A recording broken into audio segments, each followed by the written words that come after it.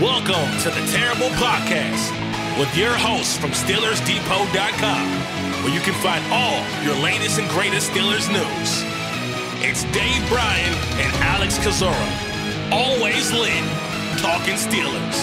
And now, here's Dave and Alex.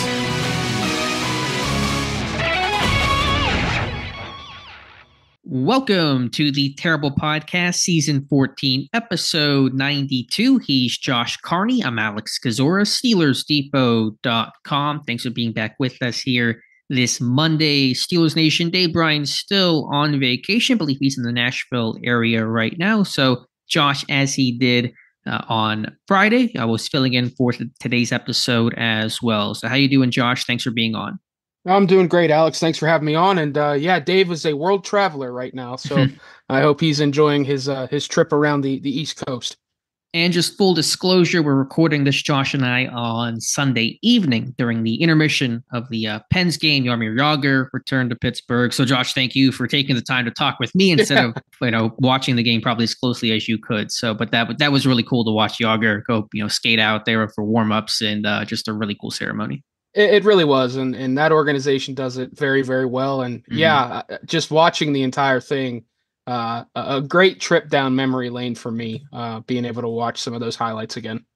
For sure. All right, we'll jump into some Steelers talk here. Probably a shorter, lighter show today. There's just simply less going on. First weekend without football, the Super Bowl a week ago. Not much happening in the Steelers land, at least as of this recording. Again, anything that breaks majorly, which could happen, who knows, from Sunday night into Monday morning. We didn't touch upon that because, again, we're recording here a little bit earlier the day in advance. But on, I think it was Friday night, kind of out of the blue, Patrick Peterson, Brian McFadden, their All Things Covered podcast, hadn't happened the last couple of weeks. They dropped it on like 10 o'clock at Friday night. And Peterson had a couple of really interesting comments. He's committed to playing in 2024. He wants to keep playing for at least one more season in the NFL. He's under contract as well. There's a roster bonus to be decided upon, but he was pretty clear he does not know if Pittsburgh feels the same and if they want him to be a Steeler in 2024. And frankly, just listening to him and the body language, didn't seem optimistic he would return in 2024.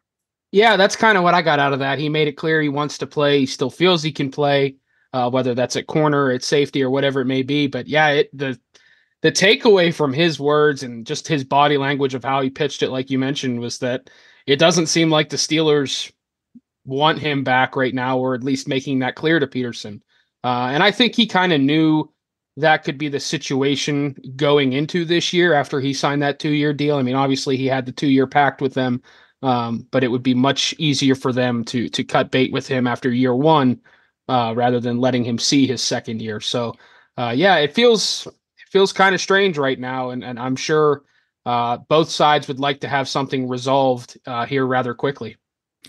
Now, here's the full comment from Peterson responding to, I think McFadden was asking if he wants to play, if he intends to keep playing. And he says, quote, I want to. The question is if the Steelers want me to finish with them. And then later talked about his exit interview with the team saying, quote, me and Coach Tomlin had a great conversation after the season. Obviously, I know that you got to go through your evaluations in the draft and for agency and things like that. But for me, what I was able to do in year 13, playing different positions, coming into a new environment, I felt my season was very successful, playing 97% of my snaps. Not many guys in the league 13 years in the secondary that's playing 97% of their snaps. And he talked about, his body feels good. Mentally, he feels good. And so that's where he's at.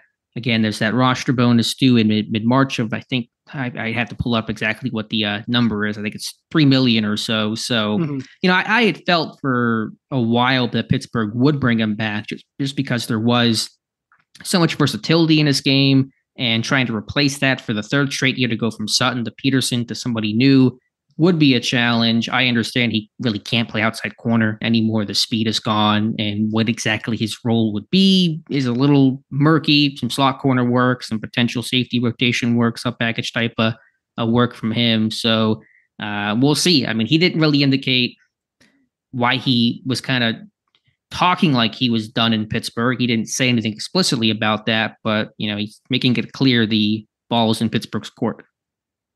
Yeah, which, I mean, again, it isn't a true surprise from Peterson. I thought he played a bit better down the stretch. I think it was you that did an article, I want to say in November or early December, just kind of looking at his numbers compared to the beginning of the year and said, hey, he's playing some of his best ball right now. And I think that happened to be at the same point where he was moving around a lot. But yeah, I do think it's pretty clear he can't handle outside cornerback at this point. And I think you have to bring him back for just that veteran leadership. I mean, as you mentioned, going from Sutton to Peterson to another guy in that hybrid role and looking at the type of pieces they could lose this offseason at cornerback, I think you almost have to bring him back regardless of the number. But yeah, it seems like the ball is in the Steelers' court, and they've got until mid-March to figure out what they want to do. And they could theoretically, if they wanted to cut him loose, they could do him a solid and give him a jump on free agency, kind of like what they did with Mitch Trubisky and Chukwuma Okorafor. But I never thought I would say this during the season, but now that we're kind of away from things, I would bring him back, honestly, Alex, and definitely don't want him playing 97% of the snaps again. But just from his leadership standpoint, his versatility, kind of the roles that he could handle, I would bring him back, especially if you're going to invest in another young cornerback in the draft. Right, somebody else that he could mentor. And he talked about he's willing to do essentially, whatever, play wherever the team wants him to, but he doesn't want to just sit on the bench and just be a total reserve, which if he was brought back at that number, they would have a plan, some sort of role carved out for him. So I don't see that as the issue. It's just, do you bring him back or do you not? And if you do, I mean, I can't tell you exactly what that role should be. I think it'll be a lot of slot corner type of work. I think there's chances to rotate him and third down sub packages, the post snap rotations that they could do with Sutton. And it did a little bit with Peterson last year. And of course, he got so much exposure at safety, he could play a bit more there. And there's a depth aspect if there are more injuries, because they're really, I mean, at Casey is a backup free safety, but the safety group overall, just some unknowns there. So I'm more open to bringing him back than I think most people are. And I, again, kind of been thinking that they would, but after hearing it from Peterson, we'll see. Nothing's been finalized, but it didn't sound promising. Yeah, I'm with you. And especially the body language. I think that was the big thing. You don't want to read too much into that type of stuff, but he just seemed, I don't want to say worried, but almost like, hey, it feels like they don't want me right now. So that was the most concerning to me. And then obviously hearing the words and pairing it with the body language, it was like, okay, this could get interesting. But yeah, I mean, he said he had a great exit meeting with Coach Tomlin, and he's in a good spot mentally and physically. And physically, that's pretty surprising considering the heavy amount of snaps that he played in his age. But yeah, we'll see what happens. We've got a few weeks here until something has to happen one way or the other, and we'll see if Peterson's in the black and gold for another year. I mean, my thought was, though, if they were going to release him, then why wouldn't he been part of that wave of Trubisky and Okorafor, who also have roster bonuses due? And, we knew those guys, weren't going to come back. So I won't pretend that Peterson was in that same kind of, certainty camp of not returning. But if they did want to let him have a head start on things, it felt like they would have just made that move along with the others. Now, could they, release him end of the month around the combine time? Maybe get with his agent then and talk things over. Sure. And he'd still have plenty of time before free agency, which doesn't start until I think March 13th. I think a couple days before is the legal tampering period. So he could still get a jump on things without that big of an issue. But if they were going to release him, though, just to play devil's advocate, you think it would have come last Monday. Yeah. And it would have been the same with Allen Robinson. If they were going to get rid of these guys and save some money, it feels like they would have done it all in one fell swoop. Omar Khan, it felt like he was itching to do some business there. And immediately that Monday after the Super Bowl, that's when it happened. So that's kind of why I'm still leaning that I think they bring him back, because Peterson wasn't part of that, that group of Trubisky and Okorafor, those clear salary cap implication type moves. But yeah, I mean, they could still do right by him and give him a jump, but as the days drag on here, it feels like he's going to be back. Now, the question is there a third option? Are they keeping him and not also releasing Robinson because they want to try to pay cut, do something with his contract? They wouldn't extend him the way that they're going to extend Cam Hayward, and they're not going to do that with Robinson either. But could they go to him and say, hey, can we redo this contract, either wipe out that roster bonus or reduce your base salary, bring down your number overall? Maybe that's what they're going to angle for, although I don't think Peterson's going to have a strong appetite to do that. Yeah, that's what I was thinking as well. Maybe they're doing something behind the scenes regarding, these salaries right now. But again, like you mentioned, Peterson coming off 97% of the snaps. He was a key piece in the secondary last year. I don't know why he would want to rework his deal. Because he had solid tape for a stretch there, and he showed he's still durable. He showed he can handle a number of positions. So why would he take less to stay in Pittsburgh? It's not like it's Pittsburgh or nowhere for him at this point. I guess the thought is, though, could he get that kind of money somewhere else? And I don't know if he will at this point. If they reduce that salary a couple million. That's fair. That's certainly fair. But I think from Peterson's side of things, he would certainly feel comfortable hitting the market to try and find that. But yeah, I don't think anyone's going to pay a 34-year-old defensive back the type of money that he would get in Pittsburgh for this year. And I mean, on the flip side, maybe you do take that, that salary cap hit as far as reducing your salary or getting rid of that roster bonus and staying in a place where you had success this past season. You're familiar. People look to you as a defensive leader. You still get to play under a coach that you've spoken glowingly about every chance you get. So yeah, I mean, that's certainly a very interesting conversation of what could be happening behind the scenes. But yeah, it's regardless of what happens, he's still making a bit too much for my own personal liking when it comes to a roster building standpoint. And to be clear, Peterson made no mention of any talks about redoing the contract, taking a pay cut. If that is happening, Peterson did not mention it or did not even allude to it or imply it. Those things maybe could change during the combine, which is where agents and the whole NFL goes, or maybe some conversations start up there. I don't know. But again, I'm just kind of speculating about what everything means based on Monday's slew of releases and what that could mean for the guys like Peterson, Larry Ogunjobi, Mason Cole, who have roster bonuses, who were not part of that initial wave of cuts. Yeah, Peterson's, I mean, how would you evaluate his season in 2023? It was bumpy, I think. I think he was terrible the first month of the season, but secondary in general was pretty poor. A bunch of new guys playing together, trying to mesh and gel. And once they started to, the group got better. I thought safety initially, Peterson did an okay job. And I just think him making that switch and just being, pushed there mid-game against the Colts and holding his own, is huge in itself. I mean, just to play a brand new position on the fly, essentially, you don't want to take that part for granted, because if they didn't have Peterson to play that role, who would they have turned to? I mean, they really would have been in even more trouble than what they were. And yes, the tackling was an issue and there were certainly some problems. But I mean, if he was going to play more of a safety role with a full offseason to study things and learn things and really actually just learn the position, because he's just doing it all on the fly. I mean, just completely just blend a season, just brand new position. Here you go, Pat Pete, try to make it work. So yes, the tackling was a problem. His angles have to be better. His actual tackling has to improve. But I would like to think if he had just more time, more reps, a whole training camp, offseason program in those situations, he would improve in that role. Yeah, in my season-ending review, I gave him a C-, and that was mainly because of his work at cornerback, especially early in the year. I mean, teams were going right at him early in the year and having a lot of success. I remember, obviously, San Francisco, after his comments, the 2 touchdowns to Brandon Ayuk, he gave up a long touchdown against the Houston Texans. I think the road trip in Week 7 against the Rams, they learned quickly they couldn't go after Joey Porter Jr., so they went back to going after Peterson. But I thought he looked better at safety this year than he did at corner, which is a bit strange. Just because, he's learning a new position on the fly, but I think his football IQ and his ability to read the field and understand formations helped him out there. The tackling was a major concern. I believe he tied for the team lead in missed tackles this year, and some of them were just ugly. Sure. But overall, I mean, I thought he was fine.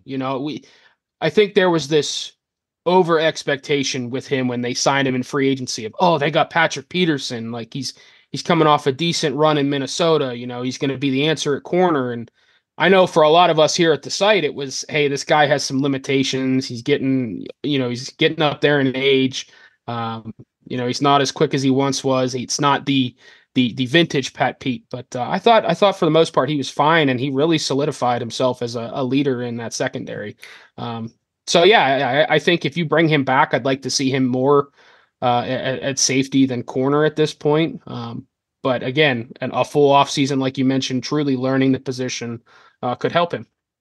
I mean, what they did last year, let's just take the playoff game when Minka came back and the group was healthier, and they were doing this in the short time where the group was generally healthy, kind of as Peterson, I think as Porter emerged, became a starter, which allowed Peterson some more flexibility. Peterson would play outside corner in base only. In nickel, he would play in the slot, and then in sub packages, he played a slot or kind of float around and kind of wear some different hats. And so, could you play him as an outside corner in base this year in 2024 if he came back? I really would prefer not to do that. I don't know who that guy would be, that alternative, considering the just lack of options as we see there today, but they're going to, of course, add. So, I mean, if he could play, not play in base, can play nickel or can play in the slot and nickel packages and then do something in dime, you're still going to get, probably about 500 or so snaps. And even nickel situations where it's like rundown type stuff, and sometimes they'll go nickel against 12 personnel with athletic tight ends. So maybe not even play then. If Sullivan comes back or some equivalent, then that guy can occupy that early down role. I'd be open to that. That's kind of how I envision his role, maybe making the most amount of sense in Pittsburgh. Now the question is that worth the money? Probably not. But I mean, if you cut the guy, you're losing a guy with that versatility, with that leadership that you mentioned, that did, I think, have some moments and did settle in as the season went along. Mm-hmm. And with Levi Wallace a free agent, James Pierre a free agent, Chandon Sullivan a free agent. Yeah, maybe one of those two guys comes back. But if you add Peterson to that list, I mean, you're empty in your cornerback room. Yeah, and you're losing 97% of the snaps defensively. Yeah. I mean, that's a tough thing to move on from. 2 years in a row, because wasn't Cameron Sutton at 97 or 98, or I think so. Maybe 93 sticking in my head for some reason. So maybe it was over 90. You lose that, and then obviously you replace that with Peterson. You don't put yourself on a good path if you have to replace that amount of snaps at that position, 2 off seasons in a row. So I would bring him back. Do you feel more comfortable at like the 50-55% snap range? I know you mentioned 500 or so snaps. Is that kind of the percentage you feel comfortable at with Peterson, or less? I mean, that's probably what it would amount to roughly. And you're just about right. Sutton was 94% in 2022. I mean, but to me, it's less about the snap count, but just what is your role, which naturally then just equates the snap count. So if you're nickel and more passing down situations, and then, dime packages, you're probably going to be in that 400, 500 snap range is where I would guess it would be, just based off of that. Now, injuries can change things. They changed things last year, but that would be the plan at least. Mm-hmm. Yeah, I'm at this point, I've talked myself into being fully on board with bringing him back. I think if he has to stay at corner and handle maybe an outside corner role at times, I think he'd be better off than this past season. Now that Porter has emerged as that true number one, can handle those. That's true. Those top role or those top assignments every week, and you can kind of try and hide Peterson at times on the outside. But it's hard to replace that leadership and that versatility. I mean, he meant a lot to that room, especially Porter. So I wouldn't want to lose that. I know that, do you really need to pay that much for that? At that position, but I would just bring him back. I mean, just run it back with him, have a creative plan, let him learn the safety position during the offseason, and put him in advantageous positions to, try and succeed. That is a fair point about outside corner, because Porter is now shadowing something that hadn't happened in Pittsburgh since the Taylor days. You can at least try to hide Peterson a bit more. Because if you were playing sides like the way Pittsburgh had been the last 10 or so years, then offenses could really match up their top guy or their top speedster on Peterson and exploit that. It's going to be harder to do, but still on the outside with the lack of speed, you're going to probably end up being some tough matchups when you play the Bengals and their receivers if Higgins returns and whoever else you face along the way. So we'll see overall. I'm not sure what's going to happen at this point. I'm really truly sort of 50-50 on won't he come back. And listen, I mean, I thought they should have re-signed Cam Sutton last offseason. I thought going from Sutton to Peterson was a downgrade. It was, a downgrade in the short term, downgrade in the long term, because Peterson doesn't have the longevity that Sutton would have. So I wasn't somebody that was really, high on the Peterson bandwagon to start. But just given all that we talked about, I'd be more open to him coming back, so long as he's in the right role. Obviously, he can't play the amount of snaps he did this past year. He's going to have a reduction, and they're going to have to find some other cornerback help. I'm 100% in lockstep with you on this.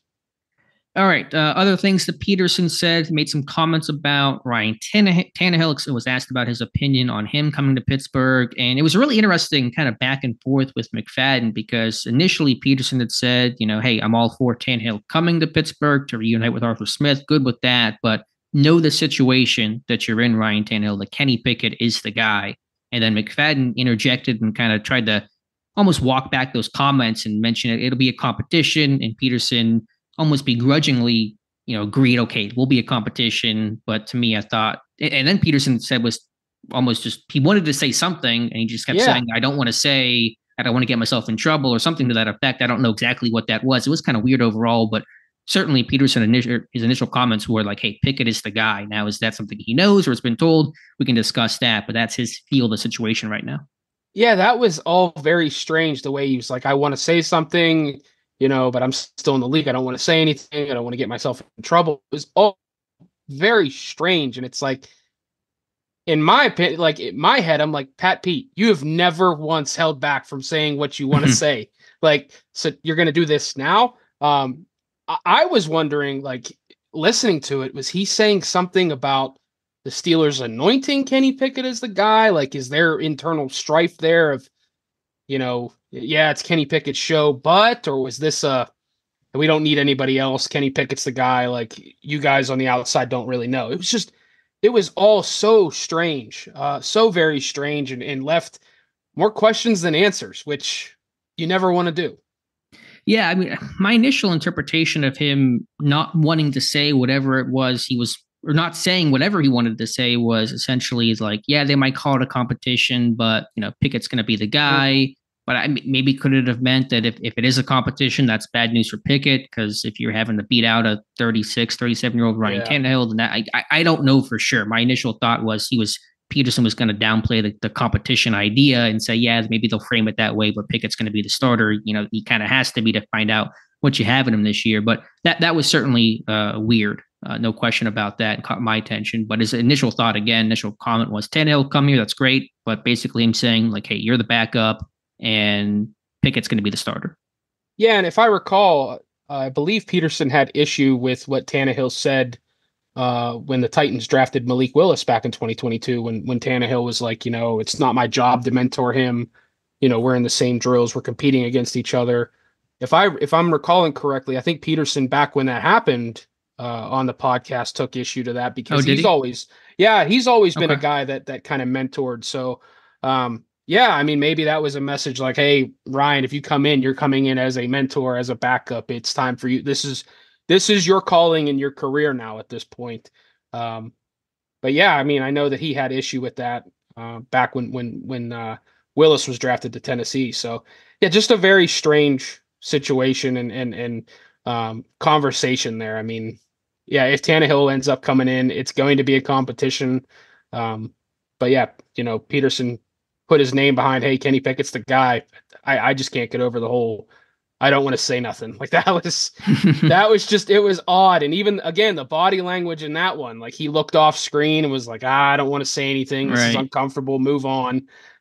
Yeah, very weird. Very weird. But yeah, you're starting to hear guys, kind of come out and say like, hey, it's Kenny Pickett's job. I think even, was it Cam Hayward kind of alluded to it on his last podcast, where it was like, Kenny's the guy, but we're going to have guys in here to compete against him. So it just feels like guys are kind of trying to get out in front of it and throw support behind Pickett again. It is really a contradiction, though. Anytime the Steelers may say it or a player may say it, and this is just me, I think, just trying to state a fact, not to have super pointed criticism, at least not right now, but for this idea of it's competition, but Pickett's the guy. You can't have both. Either Pickett's the guy or there's not or you have a true competition. It can't be where you have a starter, but yeah, there's competition. Otherwise, you're back in 2022 where it was framed as competition, but we knew Trubisky was going to be the guy, barring just some sort of massive disaster of a showing, which did not happen. And Trubisky started the first month before they pulled the plug on that. So, could that happen again? I mean, obviously the team hopes and wants and in many ways needs Pickett to be the starter and to win the job. And so I think, however this thing shakes out going into training camp, it's going to be, yeah, there's competition, but Pickett's the starter and he's going to have to really lose it as opposed to any other method that he does not start week one. Do you think Tomlin may have talked himself into a corner after the season when he said Kenny would enter the offseason as kind of the quarterback one? Do you think he not misspoke there, but do you feel maybe he talked himself into a corner a little bit and the franchise in general with those No, comments? no, I don't think. I mean, I think he knew he was, of course, going to be asked about that, so I'm sure Yeah. he wasn't caught off guard by that line of questioning. I think maybe maybe the only thing that he might have been caught by a little bit was whenever he was, and I'm appreciative of whoever asked the question, was flat out asked, is the 2024 starter on your roster right now? Oh, He said yes. And that was like, okay, that's a pretty, line in the sand type of thing, which kind of goes back to how will you have competition if you've already basically said that, Pickett or Rudolph's going to be the starter. Now, I guess that's the idea being they're going to re-sign Rudolph and then they'll compete and let the best man win. If Rudolph walks, and that equation, of course, changes to some degree. So, no, I don't think necessarily that initial comment put himself in a corner. I think they want to give it one more year for Pickett. And I write about this in an article on Monday for the site that kind of tries to explain away some of the Justin Fields speculation that it really is more bark than bite and unlikely to occur despite all of the chatter and odds makers about that. It's all kind of noise to me right now. They want to give Pickett another chance, make or break year for him, new OC. They want to see how he does with somebody not named Matt Canada, coaching him and running this offense. And so, right or wrong, and I'm kind of disagree with the strategy, but I think, that's going to be their approach this year. Yeah, I definitely, at this point, I'm expecting Kenny Pickett to be the opening day starter. I don't foresee him not getting that opportunity, especially with Arthur Smith being brought in. But I found it interesting when Tomlin made those comments of like, hey, even though we never went back to him when he was healthy and it was the right call. I'm not saying, Tomlin did anything wrong sticking with Mason Rudolph, but then the season's over and a few days later you're saying, okay, now that we're in the offseason, yeah, Pickett's going to go back to being quarterback one. It was interesting to me and it kind of made me scratch my head a bit of like, okay, if he's still QB1, why was Mason Rudolph the guy? Why was all that support thrown behind Mason Rudolph? So it's a little confusing how they've handled the quarterback situation. I think that's putting it nicely at this point since Big Ben retired. But yeah, I mean, I think Kenny's going to be given the opportunity in year 3, the first season with Artie Smith to really get that one last shot. But yeah, I don't think there's going to be a true quote unquote competition. And I think that plays into why I think, I mentioned on the last show, I think Mason Rudolph leaves, because he's kind of been in that situation before of, yeah, we're going to have a competition. And then you get to Latrobe and it's not really a competition regardless of how well you play or how well you don't play. So, yeah, we'll see. But it's been a little confusing, at least for me, how they've handled the quarterback situation. Sure. No, I think you can certainly criticize how they've handled it. I think Tomlin's actual comments in that presser is just one small part of it all. I mean, it's been messy. It's been pretty directionless. And yeah, I mean, how do you go back to, Pickett if Rudolph does resign? And he was clearly your best quarterback option of the 3 that you tried in 2023. Now you can explain away, a bunch of different stuff and debate about, Canada and run game and those things, but just based off the tape and off their actual play and results in production, Rudolph was the best guy. And that kind of leads us into another story that Gerry Dulac had written over the weekend about some potential internal division within the franchise about who should start, Pickett or Rudolph. And yeah, if Rudolph somehow, if he does come back, I mean, if he does play well in the summer, which he probably will, and Pickett, if he doesn't look amazing, how do you justify, I guess, starting Pickett over Rudolph? Yeah, you really can't. And I kind of took this as like, okay, yeah, it makes sense. There's some people in the front office that really weren't involved in the Pickett selection, so they don't really have those ties there to him, whereas, a Tomlin does. Omar Khan was involved in it, obviously Rooney.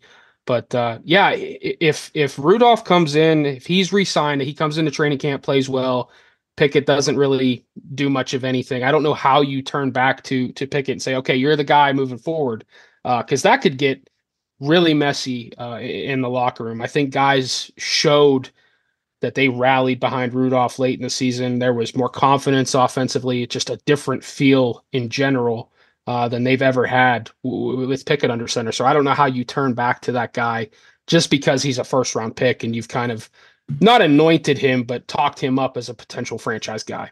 Yeah, but I mean, that'll be the reason. It's because this is Yeah. do or die for Pickett. You have to find out what you have in him. You do want to see him with a new OC, and if the run game can be stronger, because in fairness to Pickett, I mean, the first 8 weeks he had no run game. Oh, yeah. He asked a young quarterback with really no run game to make stuff happen, and he struggled, and I'm not shocked by that. So that'd be the rationale, and that was not the right rationale. Again, certainly debatable. And even if Pickett and Rudolph look about the same in camp, you could sit there and say, well, last time we were in a game situation, Rudolph was the best guy. So why, what is the tiebreaker here? But I think the tiebreaker will go to Pickett in the team trying to have one last chance to find out whether or not he's the guy.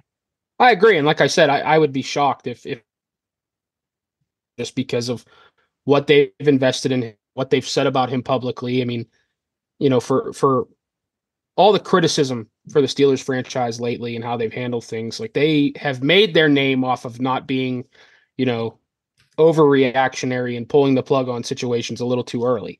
And they're going to give Pickett that, at least the first part of his third season to prove that he's that guy.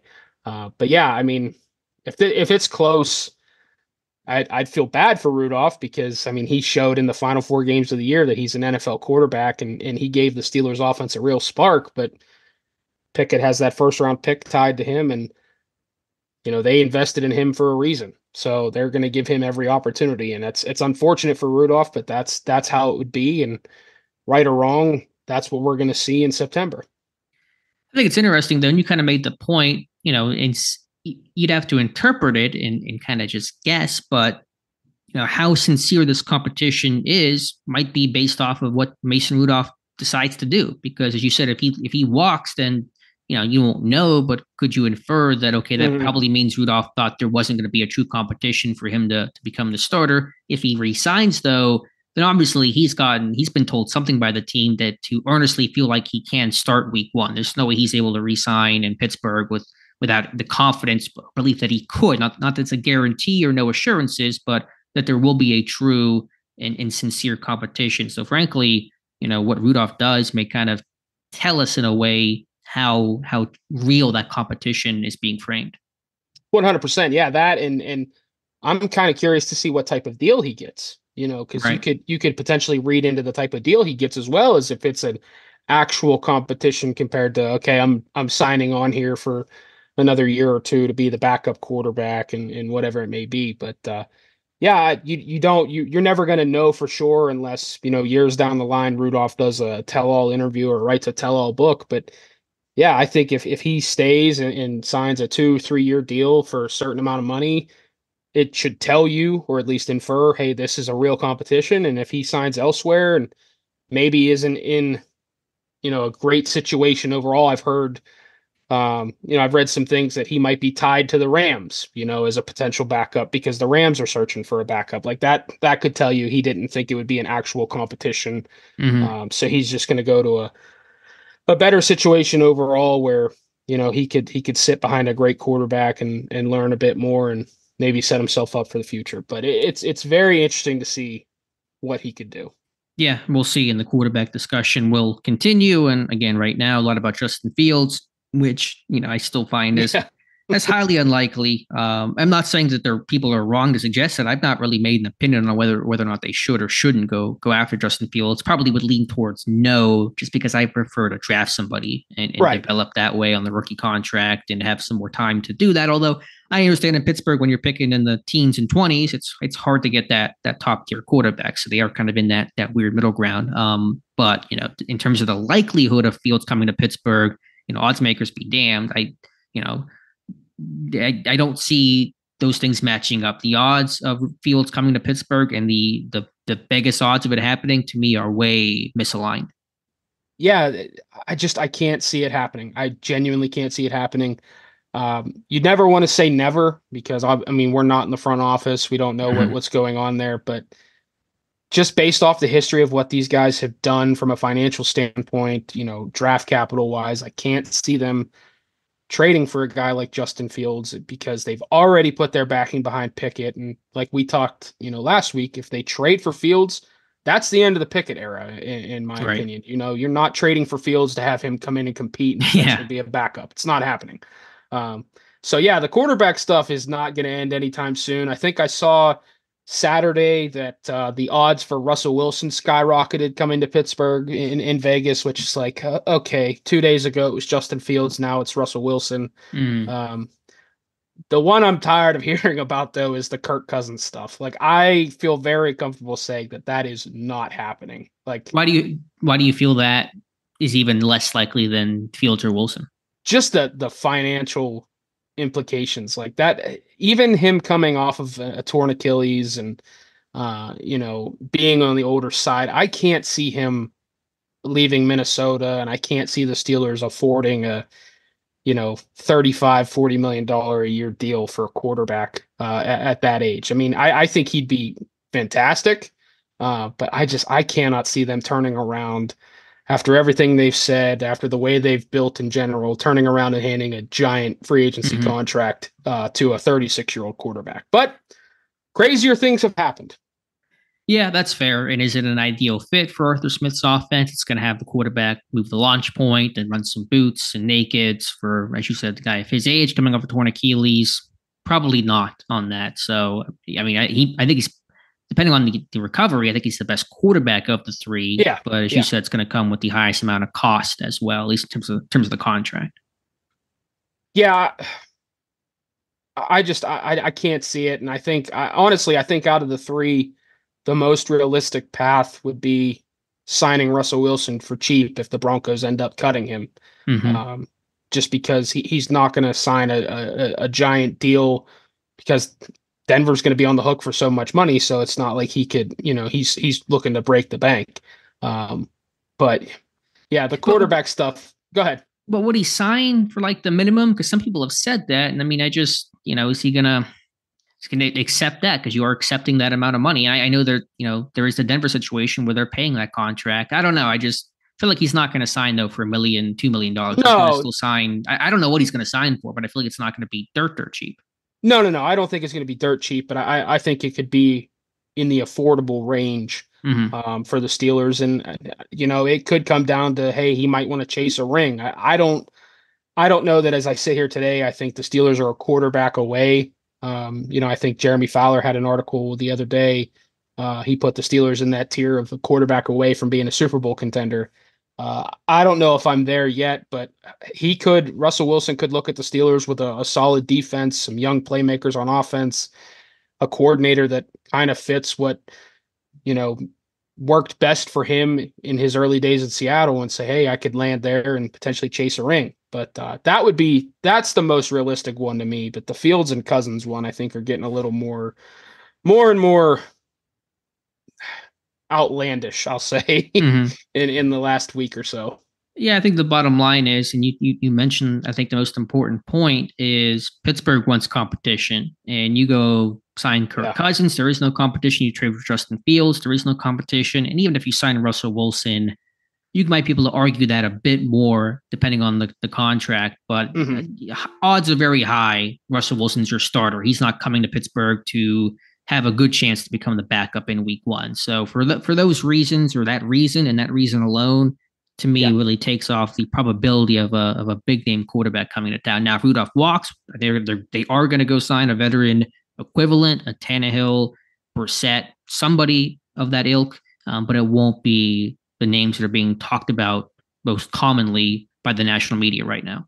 Yeah, I agree, and I've kind of come to the point of like these bigger names not really happening. If Rudolph walks, like you mentioned, I think you've got three realistic names that would be Tannehill, Brissett, and potentially a Gardner Minshew. Those would be quote unquote competition for Pickett, but they wouldn't be brought in as, okay, you're the bigger name, you're the starting quarterback, Pickett's got to beat you out. I think it would be vice versa. And I don't think that those three would be true quote unquote threats to Pickett and his standing the way guys like Wilson, Fields, or Cousins would be. Sure. No, totally agree there. So we'll see. It's the conversation that will continue until those guys are in their places, until the Bears decide to do whatever they're going to do with Fields, wherever Cousins lands. And once Wilson's released, then that conversation will probably pick up even more about trying to connect him to Pittsburgh. But again, as we've talked about, as Dave and I have talked about, all looking pretty unlikely.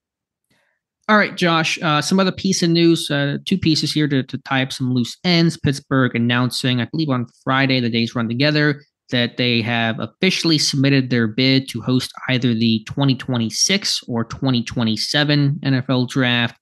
The NFL is a little inconsistent on when they announce these things. Usually, they'll only announce it 2 years out. So if Pittsburgh gets 2027, may not know until next year. They've announced it, in May before. They've announced it in March before in terms of the calendar of the year for the NFL. So I don't know, Pittsburgh gets 2026. When we'll know? Will that be next month? Will that be during the draft, after the draft owners meetings? I'm not quite sure, but I'm pretty confident that they're going to host one of those 2 years. Which year, 26 or 27? No idea. But I think just given what football means, and the city, I think, is equipped to handle that. And as Rooney pointed out, just kind of the proximity to so many other football cities, whether it's, Cleveland, Cincinnati, Baltimore, DC, Buffalo, Philadelphia, you're in a kind of good middle ground there. So I'm pretty positive they're going to get to host a draft here pretty soon. Yeah, I think it's going to happen. I'm just looking back at the article that we wrote for the site. I was trying to think while you were talking, where would they have it? Would they have it at the actual stadium? I completely forgot Stage AE is right next door. So, that's a good logical place to have it. I know the Steelers have had draft parties there in the past. It's a good venue for it. And like you mentioned, the proximity to other NFL cities, and the fact that, they gave one in I believe, 2025 to Green Bay, kind of a colder weather climate that time of year. I feel pretty confident Pittsburgh is going to get a draft, and it's going to do wonders for the city. Yeah, most of these aren't held at the stadium. So my guess is it'll be held in a different location. Stage AE makes sense. Somebody also suggested the Point, just more open area and probably some more space to handle that. Now, I don't know how exactly the setup's going to go, because Stage AE is obviously more ready to host events and cameras and TV crews and all that kind of stuff. So, where it'll be, I'm sure it's in that proposal somewhere. I think because the initial reporting that came out last year was that there were people from the NFL kind of scouting locations and getting a feel for the area. So I'm sure the league will have some input in terms of what will work best for the draft as well. But won't know potentially for a while. But I think they're going to have it here next couple of years. Yeah, I think so. And I think that's, like I said, it's going to do wonders for the city. I know obviously we work during the draft. That's our busy time of the year outside of the season, but I definitely, want to see what it would look like in the city. That would be very cool to see such a huge event come to downtown Pittsburgh. And it could happen at the Point, like you mentioned. It could be at CJE. You really only have to go across the bridge right there. I believe there is a pedestrian bridge there as well. So it's downtown is a unique area, and I'm so excited to see where they would propose to have it at and how they could set it up, because the last few years, seeing what they've done in different cities, man, what it would do for Pittsburgh and just for the Steelers' exposure in general would be awesome. Right, and I think Pittsburgh has had that desire to host a draft for, I was looking back at old Depot articles, I think in 2013, yes, when he was talking about, we hope we can get the draft someday. And I think that was even before the draft was even being moved around to different locations and gone away from Radio City Music Hall in New York. So, I'd be very surprised if the NFL denied them for 26 and for 27. Yeah, I think Pittsburgh's definitely getting it. It's just like you mentioned at the top, what year, 26 or 27, and when will that announcement come? But after everything that the Steelers organization and the Rooneys have done for the NFL from a business standpoint, I can't see the NFL not, giving them this type of venue. Right, and the birthplace of professional football is Pittsburgh. That's where professional football, now not the NFL, that was in Canton, Ohio. That's where the Hall of Fame is there. But Pudge Heffelfinger, and 1896, I think it was, or 1892, first paid player between the Pittsburgh Athletic Club and the Allegheny Athletic Association. So I just love that tidbit, and that's why I love the area and Latrobe, because I think the game was held in Latrobe, and so the football ties run deep in Western PA. One other piece of news here, Frisman Jackson, former Steelers wide receiver coach, has quickly found a new NFL home. He's been hired by the Seattle Seahawks as their new wide receivers coach under new head coach Mike McDonald. And so Frisman Jackson Good for him. Glad he found a place. We talked about him, I think, a bit on Friday when discussing Zach Azzanni, and we talked about probably a good coach, maybe needed a more veteran type of room, and so happy he's found a new place. Yeah, he lands in a good spot. He's got two good veterans in Tyler Lockett and DK Metcalf that, know how to be pros. And again, that's not me taking a shot at the Steelers room, but, Lockett's been in the league, I think, 8 or 9 years. Metcalf is coming up on, I think, year 5 or 6. Got a young, promising receiver there in Jackson Smith and Jigba. It's a good room. And he can go in there and kind of reestablish his coaching style and his credentials. Like we said on the last show, a good coach just might not have been the best fit for the Steelers at the time. And hopefully he goes up to Seattle and has some success. Last thing to discuss here, Josh, you wrote the article the other day about how inside linebacker remains a big need for Pittsburgh. Can you kind of explain why you think that is and the best way to address that? Yeah, just looking at it, I recall the comments that Mike Tomlin had in his end-of-year press conference where there wasn't really a time frame on Cole Holcomb's recovery from his ACL injury. That uncertainty, Quan Alexander, and second torn Achilles, he's going to be a free agent. Outside of that, you've got a Landon Roberts, who I thought was very good last year, but was banged up a lot. Mark Robinson never really took that step. You're just looking at a position with a lot of uncertainty again. And, you go back to the Shazier years, they haven't had that answer there. They thought Devin Bush might be it. He wasn't. They just have to go out and fix this position long term. And I think it's a good draft class for it. We've had multiple articles on the site about, the Steelers having met with Texas A&M's Edgerrin Cooper at the East-West Shrine Bowl. They've shown reportedly a ton of interest in him. I've gotten a lot of pushback on, hey, you can't spend a first-round pick on him. But Mel Kiper had him at number 22 on his big board, I believe. I've seen Daniel Jeremiah had him in the top 25. Like, this is the new age linebacker. Sideline to sideline guy, 3 downs. He even has some reps off the edge as a true pass rusher.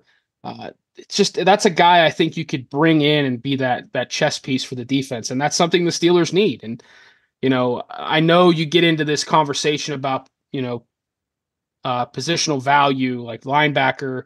A lot of the pushback has been, you can find good linebackers day 2, day 3, cheap in free agency.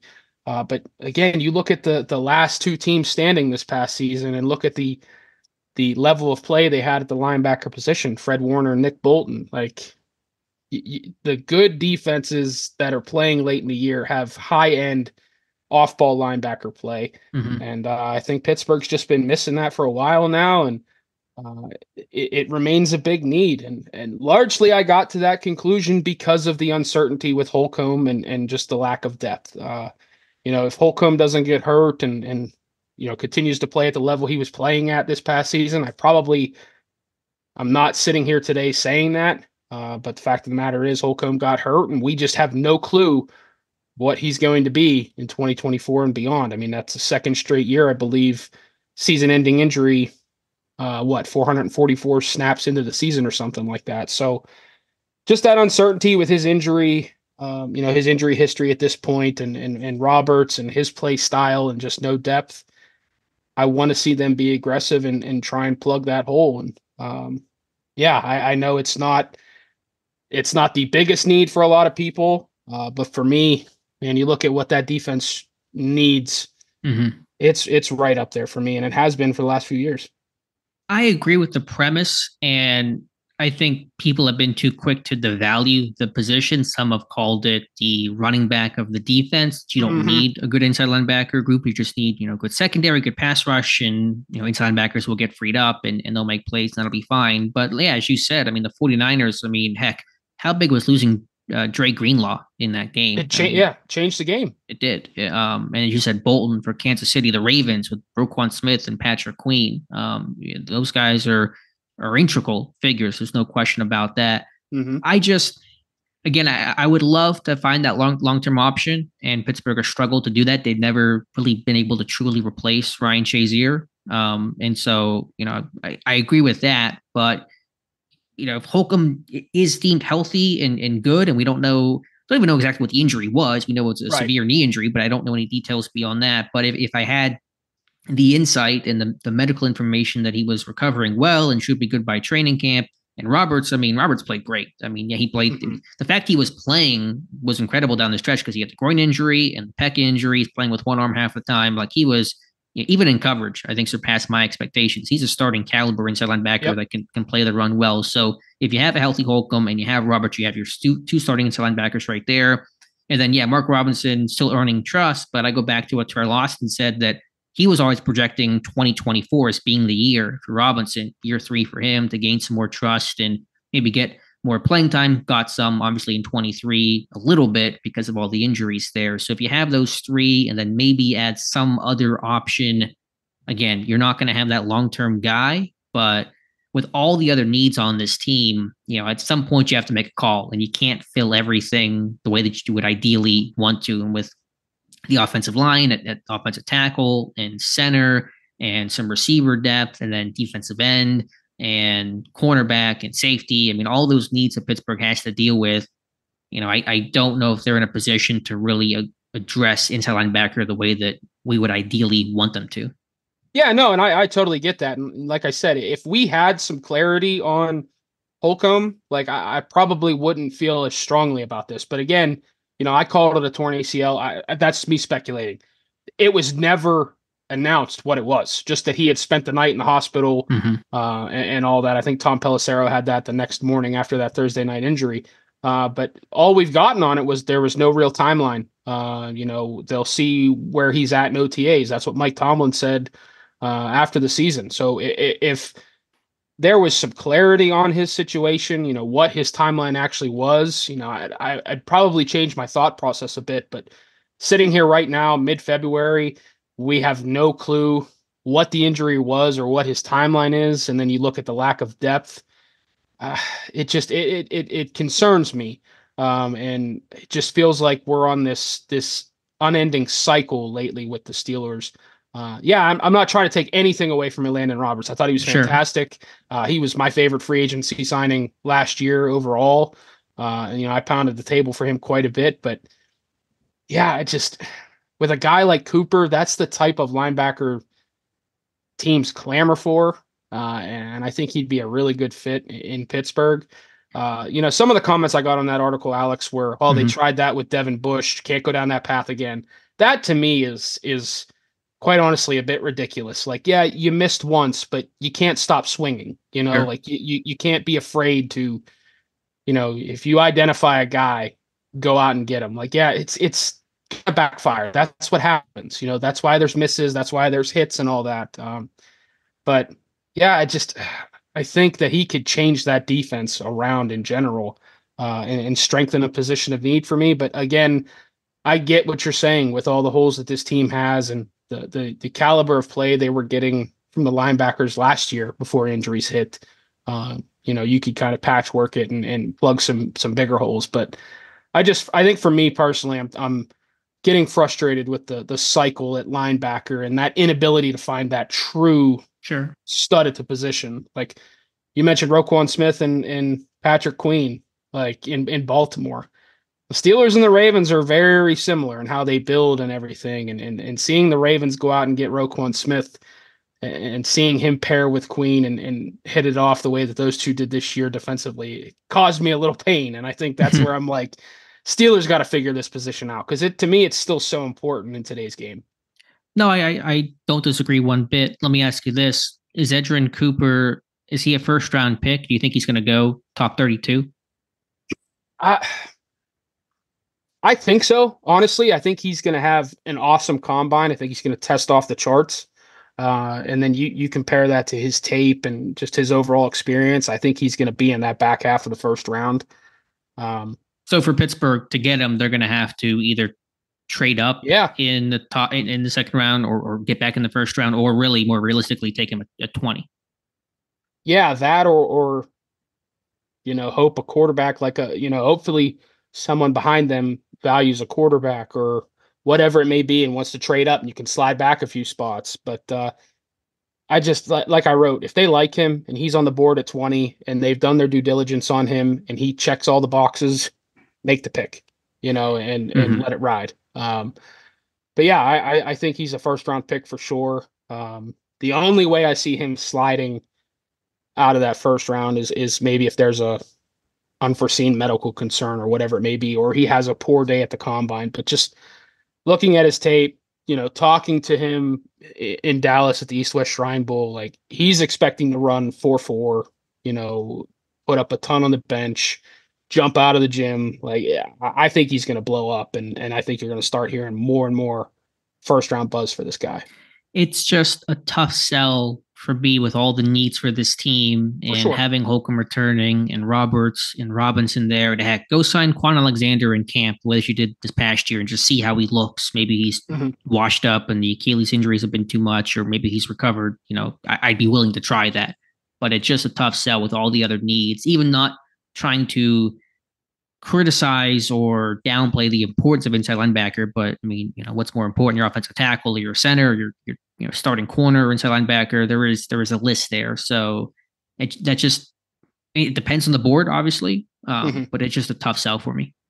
No, I totally get it. And that's the part where some of the pushback I've gotten is, hey, is it more important for, the Steelers to address a linebacker or offensive tackle or center in the first round? And I mean, yeah, I will tell you all day long, the offensive line, like that's a major concern, but it depends on how the board falls. Sure. Would I rather have the sixth offensive tackle or the top inside linebacker? I'd probably take the top inside linebacker just because I'm personally, I am higher on Edgerrin Cooper than most. But yeah, seeing him top 25 on big boards like Kuiper and Jeremiah, I'm thinking 20 might realistically be in play. In April. Yeah, I mean, I don't dispute that. His draft stock and status better than I do, talking to him, doing the report on him. So, I was just looking for confirmation of whether or not he is going to be a first round guy, top 32 Thursday night type of dude. And it sounds like he is. And again, I'm not saying I'm 100% opposed to it. I just find it to be less likely. Are there any other day two options? I mean, Jeremiah Trotter Jr. has been talked about a lot. Cedric Gray, Peyton Wilson has got the medical issues, but it's been healthy the last couple of years. So I don't want to say it has to be Edgerrin Cooper, and I'm sure you're not saying that either. So there may be some day two candidates to think about. Yeah, there's certainly some day two, day three guys out there. It just depends. Do you want that Buck or that Mac? I think Steel Chambers is a fit. Heck, I think Tommy Eichenberger from Ohio State's a fit. There's guys out there, but if I personally, I think if you want that game changer, that chess piece type that can be that trump card defensively for you, regardless of the formation, I think it's that Edgerrin Cooper type guy. All right, fair enough. So we'll talk about it and we'll see how he looks at the combine. If he has the combine that he says he will, then yeah, I mean, he will get some discussion, I'm sure, in Pittsburgh and to a bunch of places picking in that 20-ish type of range. All right, Josh, anything else here to discuss? I think we kind of hit on all the most important notes. I'm just going to scroll through the site. I think we've kind of hit on all the things that we wanted to talk about. Again, nothing earth-shattering or urgent, a really, quiet weekend here, the first one without football. Yeah, I got nothing else. It's been a strange Sunday with no football on my TV. So yeah, nothing else for me to add here, Alex. We got some hockey on right now. Start of the third period. Penn's still up on the Kings, 1-0. So we'll wrap up today's show. I am not 100% sure what we're going to do the rest of the week. There will be at least one more episode of the podcast here this week. We may decide to skip the Wednesday show just because if there's nothing really else going on, and I got some other things on my schedule right now that may conflict with that. So if you don't see a Wednesday show, that'll be a likely a determined decision. I'm sure we'll tweet something out as well to let you guys know. But anticipate at the least the Friday show, and I may have Josh come back or may bring Joe Clark or Ross McCorkle. Will kind of place things by ear. But again, Josh, thank you so much for taking the time and speaking with me so I don't have to talk to myself here for 40 minutes here on a Sunday. I appreciate you having me on, Alex. All right, outro time for me again. And yet again, I have forgotten to pull up all the stuff I have to try to talk about here to close things out. You can follow Josh on Twitter by Josh Carney. You can follow myself on Twitter @Alex_Kozora. Follow Dave on the site on Twitter @SteelersDepot.com. Want to drop us a note, you can send an email to theterriblepodcast@gmail.com. Thank you so much for listening, and we'll talk to you soon.